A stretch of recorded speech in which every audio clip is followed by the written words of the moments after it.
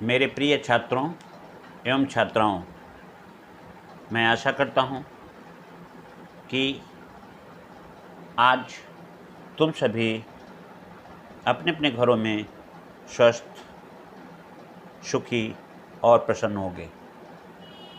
आज मैं तुम लोगों के सामने अपने हिंदी साहित्य सागर के गद्य भाग से मुंशी प्रेमचंद द्वारा लिखित कहानी बड़े घर की बेटी का दूसरा भाग पढ़ने जा रहा हूँ। इस कहानी के पहले भाग का मैंने वीडियो बनाया था, जिसका लिंक डिस्क्रिप्शन में है। अब मैं कहानी का दूसरा भाग तुम सभी को पढ़ने जा रहा हूँ। ध्यान से देखना। ये पेज नंबर खोल लो सभी बच्चों, 34 पे यहाँ से मैं पढ़ाऊँगा।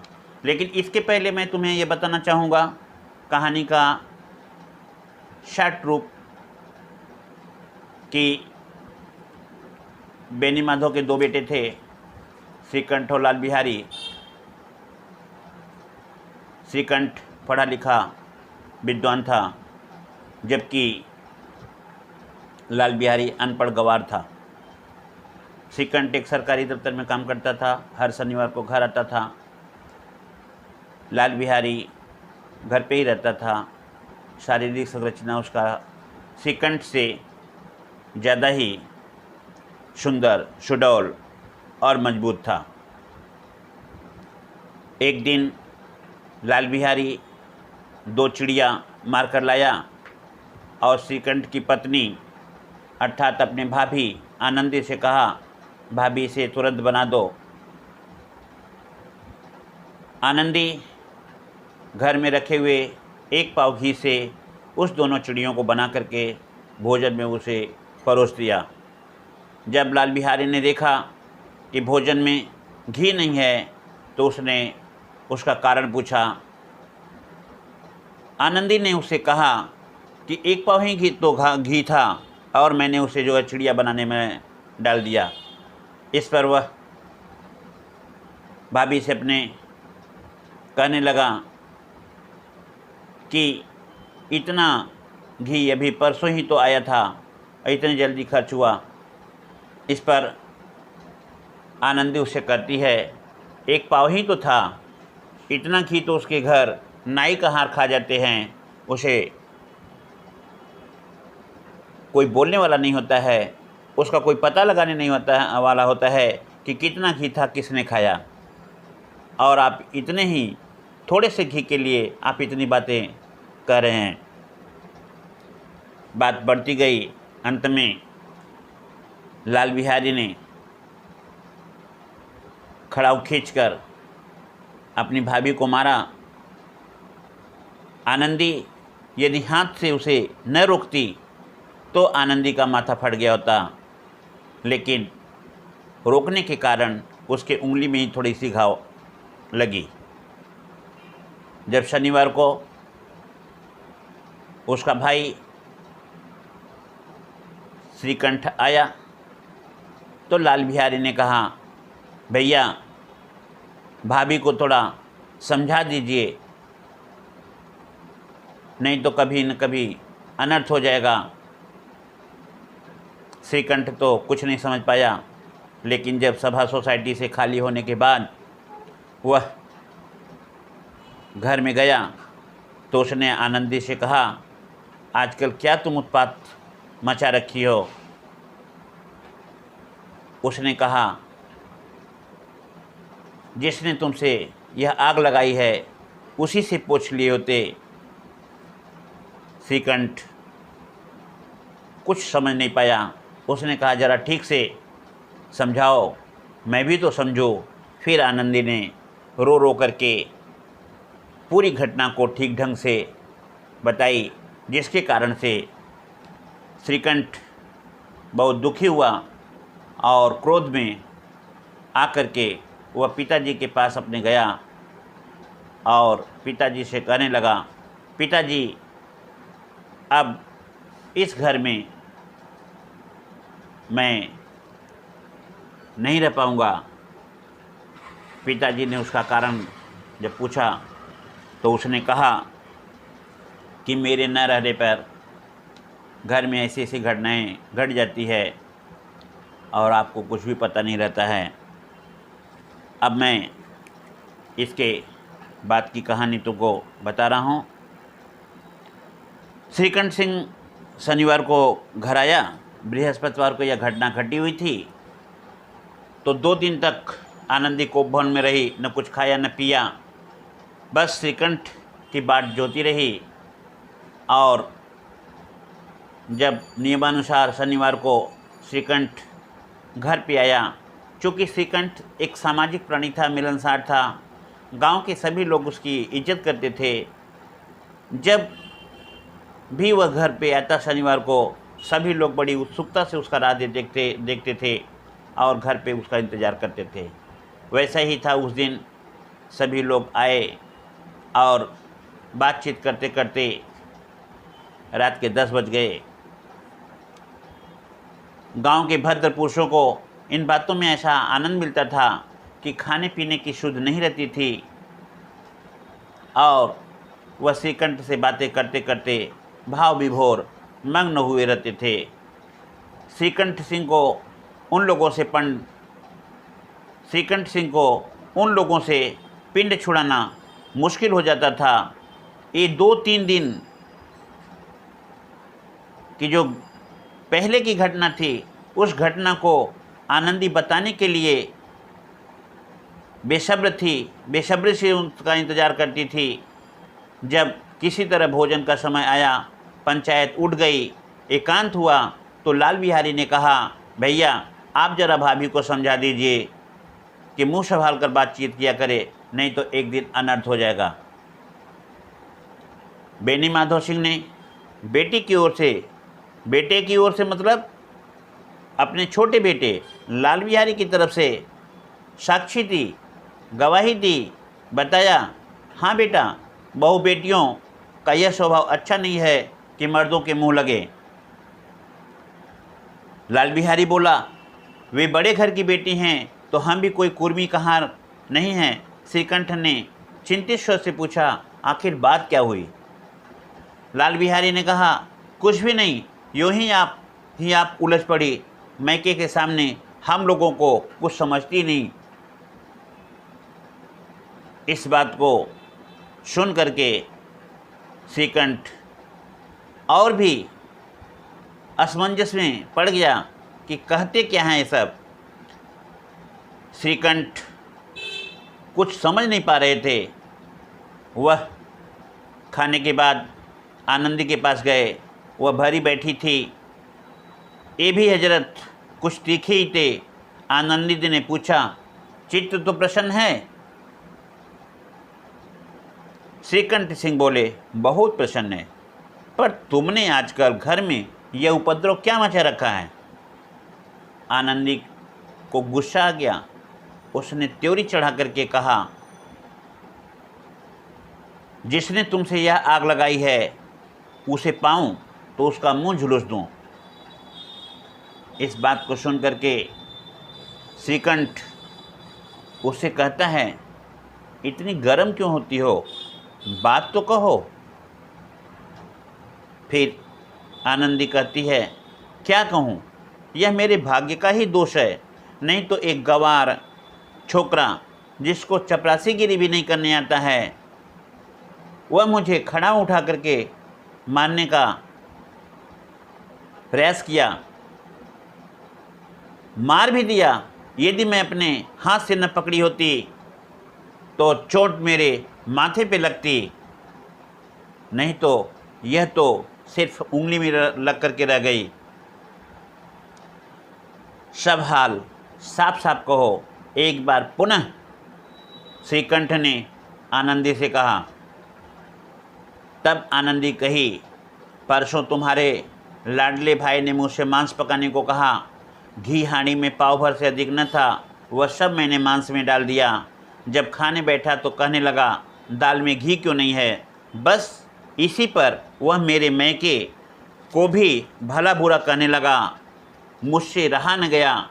मैंने भी साफ साफ उससे कह दिया कि इतना घी तो मेरे मैके में नाई कहाँ खा जाते हैं, किसी को पता भी नहीं चलता है। बस इतनी सी बात पर उस अन्यायी ने मुझ पर खड़ाऊँ फेंक करके मारी। यदि मैं हाथ से न रोकी होती तो वह सीधा खड़ाऊँ मेरे माथे पे लगता, मेरा माथा फट जाता। उसी से पूछो मैंने जो कुछ कहा वह सच कहा या झूठ।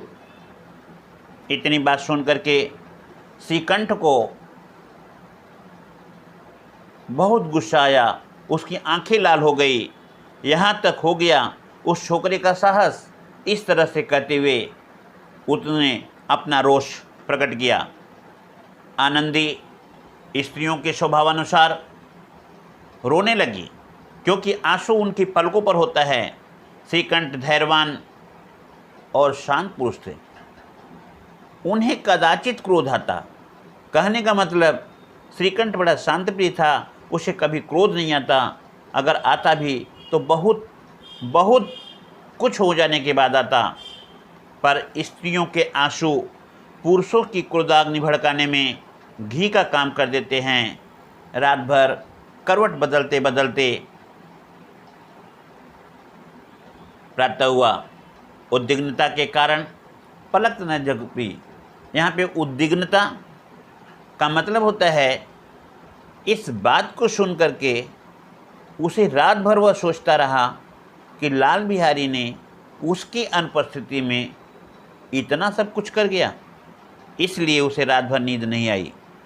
प्रातःकाल वह अपने पिताजी के पास गया और जाकर के बोला, दादा अब इस घर में मेरा निर्वाह नहीं होगा। इस तरह की विद्रोहपूर्ण बातें कहने पर श्रीकंठ ने कितने ही बार अपने मित्रों को हाथ छोड़ लिया। अपने मित्रों को हाथों आड़े लिया, उन्हें समझा बुझा करके उन्हें शांतप्रिय बना करके उनके परिवार से मिला दिया। पर दूसरों को उपदेश देना भी कितना सहज है। इसी के साथ में मैं तुम्हें एक मुहावरा भी बता दे रहा हूँ कि पर उपदेश कुशल बहु तेरे। दूसरों को उपदेश देना सरल होता है, जब अपने पर पड़ती है तो वह उपदेश उतना ही भारी पड़ता है। इस तरह की विद्रोहपूर्ण बातें कहने पर उसके पिताजी बोले, बेटा प्रतिष्ठा का कुछ ख्याल रख। आपके घर में अब अन्याय और हठ का प्रयोग हो रहा है। स्त्रियों को समझाना चाहिए, स्त्रियों को ज़्यादा मुंह नहीं लगाना चाहिए। जिनको बड़ों का आदर करना नहीं आता है उन्हें सीखना चाहिए। यहाँ कहने का तात्पर्य क्या है कि पिताजी भी अपने छोटे बेटे लाल बिहारी की तरफ पक्षपात करते हुए अपनी मीठी मीठी बातों से श्रीकंठ को बहलाना चाहते थे। लेकिन श्रीकंठ पूरी बात को तो थोड़े ही समय में समझ गया था। उसने अपने पिताजी से कहा, पिताजी जिनको बड़ों का आदर सम्मान करना चाहिए वे उनके सिर चढ़ते हैं। मैं दूसरे का नौकर हूँ। मैं 7 दिन तक दूसरी जगह रहता हूँ। मेरे अनुपस्थिति में लाल बिहारी इतना सारा कुछ कह दिया, आपको पता तक नहीं चला। कड़ी बात, बहुत ही चिंता की बात है। कोई 1-2 कह दे वहाँ तक मैं सह सकता हूँ, किंतु यह कदाप नहीं हो सकता कि मेरे ऊपर कोई लात घूंसे मारे और मुंह तक न मैं खोलूँ। बेनी माधव अपने बेटे को जानते थे कि श्रीकंठ कभी उनके सामने मुंह नहीं खोलता था। श्रीकंठ उनका सदैव आदर करता था, लेकिन आज उनके ऐसे तेवर देख करके, श्रीकंठ के ऐसे गुस्से को देख करके वे अवाक रह गए। केवल इतना ही बोले, बेटा तुम बुद्धिमान होकर ऐसी बातें करते हो, स्त्रियां इसी तरह घर का नाश कर देती हैं, उनको बहुत सिर चढ़ाना अच्छा नहीं है। श्रीकंठ ने उत्तर दिया, इतना मैं जानता हूँ, उनके आशीर्वाद से मैं सब समझ रहा हूँ। आप स्वयं जानते हैं, मेरे ही समझाने बुझाने से इसी गांव में कई घर संभल गए, पर जिस स्त्री की मान प्रतिष्ठा का ईश्वर के दरबार में मैं उत्तरदाता हूँ, उसके प्रति ऐसा घोर अन्याय और पशुवत व्यवहार असह्य है। आप सच मानिए, मेरे लिए यही कुछ कम नहीं है कि लाल बिहारी को कुछ दंड नहीं दिया मैंने। अब बेनी माधव सिंह गरमाए, ऐसी बात और न सुन सके, बोले, लाल बिहारी तुम्हारा भाई है, लाल बिहारी तुम्हारा भाई है, उससे कभी भूल चूक हो उसके कान पकड़ लो।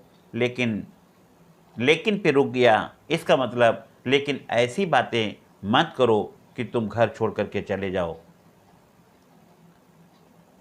तब श्रीकंठ कहता है, मैं लाल बिहारी को अपना भाई नहीं समझता। पिताजी फिर उसके बाद कहते हैं, स्त्री के पीछे तुम लाल बिहारी को अपना भाई नहीं समझते? जी नहीं, स्त्री के पीछे नहीं, उसकी क्रूरता और अविवेक के कारण। दोनों कुछ देर तक चुप रहे। ठाकुर साहब लड़के का क्रोध शांत कराना चाहते थे, लेकिन यह नहीं स्वीकार करना चाहते थे कि लाल बिहारी ने कोई अनुचित काम किया है। इसी बीच में गांव के और कई सज्जन हुक्के चिलम के बहाने वहां आ बैठे। कई स्त्रियों ने जब सुना कि श्रीकंठ अपने पिता से अपने स्त्री के बारे में कुछ ऐसी टिप्पणी कर रहा है जिसके कारण वह लाल बिहारी से नफरत करने लगा है, यहाँ तक कि वह उसे अपना भाई नहीं मानता है, इस का आनंद लेने के लिए वह उनके घर आ गए। दोनों पक्षों की मधुर वाणियाँ सुनने के लिए उनकी आत्माएं अकुलाने लगी। गांव में कुछ ऐसे कुटिल मनुष्य भी थे जो इस कुल की नीतिपूर्ण बातों पर मन ही मन जलते थे। इन महापुरुषों की शुभकामनाएं आज पूरी होती दिखाई दी। कोई हुक्का पीने के बहाने तो कोई लगान दिखाने के बहाने आकर के वहाँ बैठ गए। उनकी पूरी मंशा थी कि आज उन दोनों के टकराव को देख करके उनके हौसले बुलंद होंगे, उनके मन की मुराद पूरी होगी। इस तरह से वे सभी किसी न किसी बहाने आकर के वहाँ पे जमने लगे। बेनी माधव सिंह पुराने आदमी थे, इन भावों को तड़प गए। कहने का मतलब वह अपने गांव के आए हुए लोगों को देखकर उनके मन की भावना को समझ गए कि यह हुक्का चिलम पीने नहीं आए हैं, रसीद देने या लेने नहीं आए हैं, बल्कि बाप बेटे के बीच होने वाले वार्तालाप को सुनकर उनके टकराव को देखकर आनंद लेने के लिए आए हैं। इसलिए उन्होंने तुरंत बड़े कोमल शब्दों में कहा, बेटा मैं तुमसे बाहर नहीं हूँ, तुम्हारा जो जी चाहे अब तुम करो। लड़के से तो अपराध हो ही गया है। और इस तरह से अपनी बात को कहकर श्रीकंठ के पिता बेनी माधव सिंह चुप हो गए। आज मैं इस कहानी का दूसरा भाग यहीं पे समाप्त करता हूँ। अगले दिन फिर इसके आगे की कहानी होगी। धन्यवाद।